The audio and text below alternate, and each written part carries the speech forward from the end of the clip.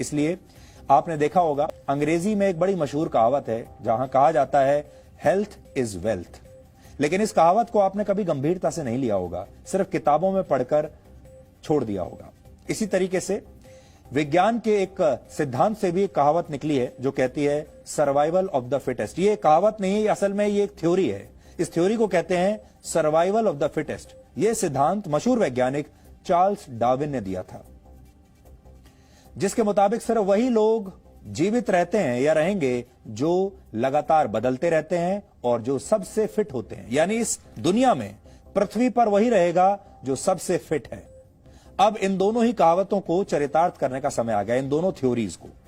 अब स्वास्थ्य आपकी सबसे बड़ी पूंजी है और अगर आप फिट हैं तभी आप नौकरी भी कर पाएंगे, तभी आप अंतर्राष्ट्रीय यात्राएं भी कर पाएंगे, वेकेशन पर भी जा पाएंगे और तभी आप अपने परिवार और समाज को बचा पाएंगे। यानी अब आपका सर्वाइवल इस बात पर निर्भर करेगा कि आप कितने फिट हैं, कितने स्वस्थ हैं। यानी अब स्वास्थ्य ही आपका पासपोर्ट होगा और स्वास्थ्य ही आपकी नई डिग्री होगा। सब कुछ आपके स्वास्थ्य के आसपास घूमेगा।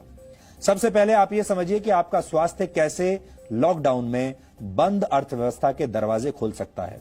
इस अर्थव्यवस्था का सीधा संबंध आपकी नौकरी से है, आपके व्यापार से है, आपकी जेब से है। आप कहां जाकर नौकरी करेंगे, कहां जाकर क्या काम करेंगे, आपका पूरा जीवन इस पर निर्भर करता है। और यह किस पर निर्भर करता है? अब यह निर्भर करेगा आपके फिटनेस लेवल पर, आपके स्वास्थ्य पर। क्योंकि दुनिया भर की सरकारें अब यह चाहती हैं कि अर्थव्यवस्थाओं को जल्द से जल्द खोल दिया जाए, लेकिन संक्रमण के डर की वजह से यह फैसला लेना आसान नहीं है किसी के लिए भी। अगर सरकारों ने जल्दबाजी की तो जिन लोगों को संक्रमण है वो दूसरे लोगों को बीमार कर सकते हैं और ऐसे में हालात काबू से बाहर हो जाएंगे और लॉकडाउन को और कई महीनों तक बढ़ाना पड़ सकता है। यह सबसे बड़ी चुनौती है। तो अब सवाल यह है कि आखिर क्या किया जाए।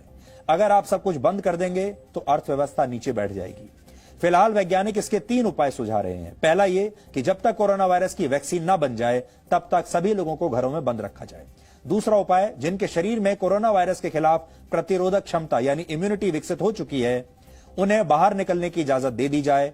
और तीसरा उपाय यह है कि देश की सारी जनसंख्या को एक ही बार में संक्रमित होने दिया जाए। ऐसा हो जाने पर सिर्फ बुजुर्गों और बीमार लोगों को छोड़कर ज्यादातर लोगों के शरीर में कोरोना वायरस के खिलाफ एंटीबॉडीज बन जाएंगे और इन लोगों के दोबारा बीमार पड़ने की आशंका बहुत कम हो जाएगी। इसे हर्ड इम्यूनिटी भी कहते हैं, यानी इम्यूनिटी लेवल्स अपने आप डेवलप हो जाएंगे। ये 3 तरीके मुख्य तौर पर सामने आते हैं। लेकिन अर्थव्यवस्था की चुनौती को देखते हुए दुनिया भर की सरकारें ना तो सब लोगों को घरों में बंद रख सकती हैं और ना ही इस पक्ष में है कि जानबूझकर जनता के बीच संक्रमण फैलने दिया जाए। पहली स्थिति में लाखों लोग भूख और गरीबी से मर जाएंगे। दूसरी स्थिति में भी लाखों लोग बीमार या बुजुर्ग होने की वजह से मर जाएंगे। इसलिए अब कई देश कोरोना वायरस से स्वस्थ हो चुके लोगों को इम्यूनिटी पासपोर्ट जारी करने पर विचार कर रहे हैं। ये एक नया कॉन्सेप्ट है जिसे अब आपको भी समझना चाहिए, क्योंकि यहां इस खबर के जरिए हम आपको यह समझाना चाहते हैं कि आपका भविष्य कैसा होगा, क्योंकि अब इसके बाद सब कुछ बदलने वाला है। ये वो लोग हैं जिनका शरीर कोरोना वायरस के खिलाफ लड़ाई लड़ चुका है, यानी ये संक्रमित हो चुके हैं और अब इनके दोबारा बीमार पड़ने की आशंका कम है। दरअसल, और ये क्यों है, आपके शरीर में जब भी कोई वायरस प्रवेश करता है तो शरीर उससे कई चरणों में लड़ता है। इस पूरी प्रक्रिया में अक्सर 1 से 2 हफ्ते का समय लगता है। पहले चरण में कुछ विशेष तरह की कोशिकाएं वायरस के संक्रमण को धीमा करने की कोशिश करती हैं, उससे लड़ती हैं। अगर शरीर इस कोशिश में जल्द ही सफल हो जाता है तो कई बार संक्रमण के लक्षण दिखाई नहीं देते, यानी आप पहले राउंड में ही जीत जाते हैं। ऐसे लोगों को ही एसिम्प्टोमेटिक कहा जाता है, यानी जिनमें कोई सिम्टम्स नहीं है, यानी इनके शरीर में वायरस तो है लेकिन उससे जुड़े लक्षण नहीं मिलते। दूसरे चरण में शरीर वायरस के खिलाफ एंटीबॉडीज का निर्माण करता है। ये एंटीबॉडीज हर वायरस के लिए अलग अलग होते हैं, यानी शरीर इन्हें बीमारी के हिसाब से कस्टमाइज करता है। ये एंटीबॉडीज एक प्रकार के प्रोटीन्स होते हैं जो वायरस से लड़ते हैं। इसके अलावा शरीर में मौजूद टी सेल्स उन दूसरी कोशिकाओं की पहचान करती हैं जो वायरस से संक्रमित हैं। इसके बाद टी सेल्स संक्रमित कोशिकाओं के सफाई का, यानी उन्हें खत्म करने का काम शुरू करती हैं और कुछ विशेष प्रकार की टी सेल्स को मेमोरी टी सेल्स कहा जाता है। ये ऐसी कोशिकाएं होती हैं जो शरीर में आए दुश्मन को याद रखती हैं। और अगली बार जब कोई वायरस या बैक्टीरिया आपके शरीर पर हमला करता है तो ये कोशिकाएं सक्रिय हो जाती हैं और उनसे कैसे निपटा जाए वो फॉर्मूला इन्हें याद रहता है।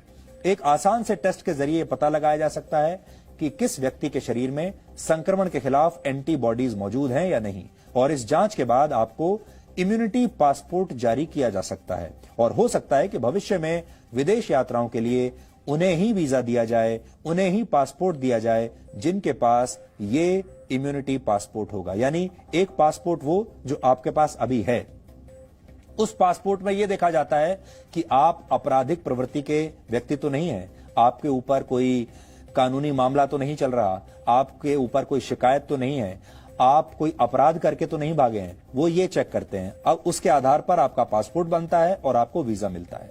पर भविष्य में आपको पासपोर्ट इस आधार पर मिलेगा कि आप कितने स्वस्थ हैं और आपके शरीर में कितनी एंटीबॉडीज हैं इस पर। इसलिए आपका पूरा की पूरा जीवन इसके बाद बदलने वाला है। फिलहाल आप जब किसी और देश में जाते हैं तो आपको वीजा की अलग अलग श्रेणियों में से किसी एक को चुनना होता है। अगर आप नौकरी करने के लिए किसी देश में जा रहे हैं तो आपको अलग प्रकार का वीजा दिया जाता है, घूमने जा रहे हैं तो ट्रैवल वीजा जारी होता है या टूरिस्ट वीजा जारी होता है। इसी तरीके से अलग अलग वीजा आपको लेने पड़ते हैं। इसके लिए आपकी शैक्षिक योग्यता, आपके बैंक अकाउंट, आपराधिक रिकॉर्ड और मेडिकल रिकॉर्ड की जांच की जाती है। लेकिन हो सकता है कि भविष्य में विदेश यात्रा के लिए वीजा आपके शरीर में मौजूद एंटीबॉडीज के आधार पर दिया जाने लगे। अगर आप अपने देश के अंदर भी कामकाज पर लौटना चाहते हैं तो भी हो सकता है कि आपको सरकार से इम्यूनिटी पासपोर्ट हासिल करना पड़े। कई देशों में इसे रिस्क फ्री सर्टिफिकेट भी कहा जाता है, यानी नौकरी भी इसी आधार पर लगेगी। जो देश अपने नागरिकों को इम्यूनिटी पासपोर्ट जारी करने के बारे में सोच रहे हैं उनमें बड़े बड़े देश शामिल हैं। उनमें ब्रिटेन, अमेरिका, चिली, इटली और जर्मनी जैसे देश शामिल हैं। लेकिन अब आप ये भी जान लीजिए कि भविष्य में जारी होने वाले ये हेल्थ पासपोर्ट या हेल्थ सर्टिफिकेट आखिर काम कैसे करेंगे।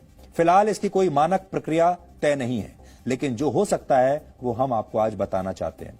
सबसे पहले आपकी सरकार आपसे कह सकती है कि आप एक विशेष मोबाइल फोन एप्लीकेशन पर अपना पहचान पत्र अपलोड करें और फिर अपनी सेल्फी उस पर अपलोड करें। आपके पहचान पत्र से आपके चेहरे का मिलान होने के बाद आपको एंटीबॉडी टेस्ट कराने के लिए भेजा जा सकता है। अगर टेस्ट में यह पता चला कि आपको कोरोना वायरस हो चुका है और आप इससे इम्यून हो चुके हैं तो आपको एक विशेष क्यूआर कोड जारी किया जाएगा। इसके बाद जब आप अपने दफ्तर जाएंगे तो गेट पर आपका ये क्यूआर कोड स्कैन किया जाएगा।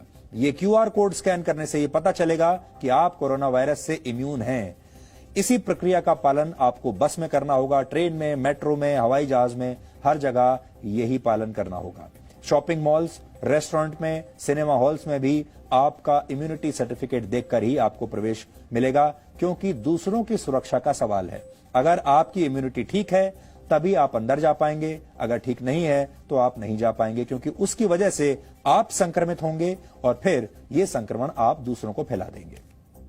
इसका मतलब क्या हुआ? इसका मतलब यह हुआ कि जिन लोगों की इम्यूनिटी ज्यादा है आगे के दरवाजे उन्हीं के लिए खुलेंगे, मनोरंजन भी उन्हीं का होगा, बाहर जाकर खाना भी वही लोग खा पाएंगे, उन्हें ही नौकरियों पर रखा जाएगा, विदेश यात्रा भी वही लोग कर पाएंगे। लेकिन इससे आशंका यह पैदा होती है कि आने वाले समय में पूरी दुनिया दो वर्गों में बंट जाएगी, दो हिस्सों में बंट जाएगी। एक वर्ग में वो लोग होंगे जिनके पास अलग अलग वायरस से लड़ने के लिए ताकत है, यानी इम्यूनिटी है, यानी जो पूरी तरह स्वस्थ लोग हैं। और दूसरे वर्ग में वो लोग आ जाएंगे जिनके पास ऐसी इम्यूनिटी नहीं है।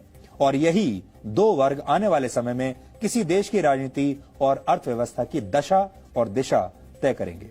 जिनके पास इम्यूनिटी सर्टिफिकेट नहीं होगा वो अपने शरीर का ध्यान रखने लगेंगे, अपने स्वास्थ्य का ध्यान रखेंगे और अपनी इम्यूनिटी को मजबूत बनाएंगे ताकि वो भी रिस्क फ्री सर्टिफिकेट एक दिन हासिल कर पाएं। राजनीतिक पार्टियों को अपने घोषणा पत्र में जाति, धर्म और आरक्षण जैसी बातों की जगह स्वास्थ्य को प्राथमिकता देनी होगी, क्योंकि जब हर चीज स्वास्थ्य के आसपास घूमने लगेगी, आपका नौकरी पेशा, आपका व्यापार, आपकी यात्रा, आपका मनोरंजन, हर चीज अगर स्वास्थ्य पर आधारित होगा तो इसका मतलब यह है कि आपके देश में जो सबसे बड़ा मुद्दा होगा वो स्वास्थ्य बन जाएगा। और जो राजनीतिक पार्टियां जिन मुद्दों पर चुनाव लड़ती हैं, ये चुनावी मुद्दा भी सबसे ऊपर हो जाएगा। हर चीज स्वास्थ्य के आसपास घूमेगी और समाज के ये दो वर्ग ही चुनाव में ये तय करेंगे कि किस पार्टी की सरकार आएगी और किसकी जाएगी। और हर पार्टी जो स्वास्थ्य के मामले में अच्छा काम करेगी वही पार्टी जीतेगी, क्योंकि स्वास्थ्य सबसे बड़ी करेंसी बन जाएगी। और यहां आपको यह पता चलेगा कि ये क्यों कहा गया कि हेल्थ इज वेल्थ। इसलिए दो बातें हम आपको बार बार आपके दिमाग में आज छोड़कर जा रहे हैं, हेल्थ इज वेल्थ और दूसरा है सर्वाइवल ऑफ द फिटेस्ट, क्योंकि ये होने वाला है।